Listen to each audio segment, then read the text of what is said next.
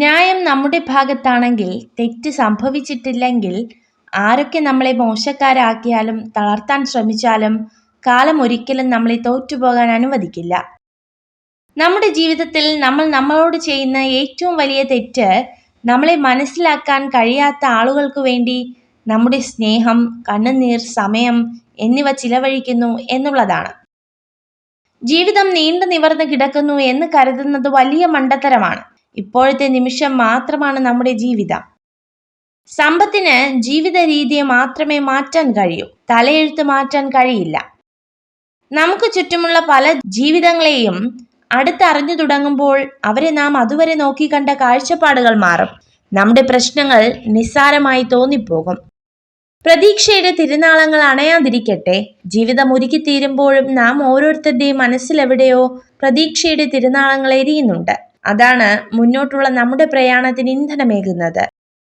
ആത്മവിശ്വാസം വിജയത്തെ കൊണ്ടുവരും എന്നതിൽ അർത്ഥമില്ല. പക്ഷെ അത് നിങ്ങൾക്ക് വെല്ലുവിളികളെ നേരിടാനുള്ള ശക്തി നൽകും. യാചിക്കുന്നവന്റെ മുന്നിൽ നീ അഹങ്കരിക്കരുത്. അഹങ്കരിക്കുന്നവന്റെ മുന്നിൽ നീ യാചിക്കുകയും ചെയ്യരുത്. ജീവിതത്തിൽ വിജയം നേടുന്നവരെല്ലാം പ്രത്യേക കഴിവുള്ളവരായിരിക്കണമെന്നില്ല.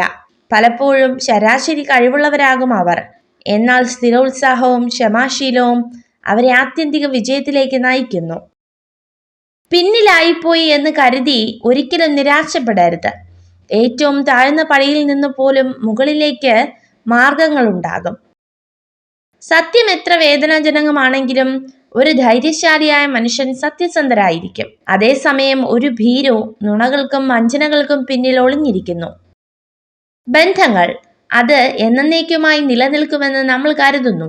എന്നാൽ വാസ്തവത്തിൽ മറ്റെല്ലാ കാര്യങ്ങളെ പോലെ തന്നെ നമ്മൾ അതിനായി പ്രവർത്തിക്കുന്നിടത്തോളം മാത്രമാണ് അത് നിലനിൽക്കുന്നത്. എത്തിച്ചേരുക എന്നതിനേക്കാൾ പ്രാധാന്യം യാത്ര തുടങ്ങുക എന്നതിനാണ്. നിങ്ങൾ വിജയിക്കുന്നത് വരെ ആരും നിങ്ങളെ ശ്രദ്ധിക്കുന്നില്ല. അതിനാൽ വിജയിക്കുക.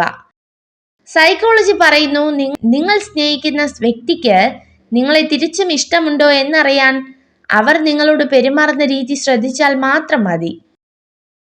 നിങ്ങൾ വേദനിക്കുമ്പോൾ സന്തോഷവാനാണ് എന്ന് നടിക്കുന്നത് ഒരു വ്യക്തി എന്ന നിലയിൽ നിങ്ങൾ എത്ര ശക്തനാണ് എന്നതിൻ്റെ ഒരു ഉദാഹരണം മാത്രമാണ്.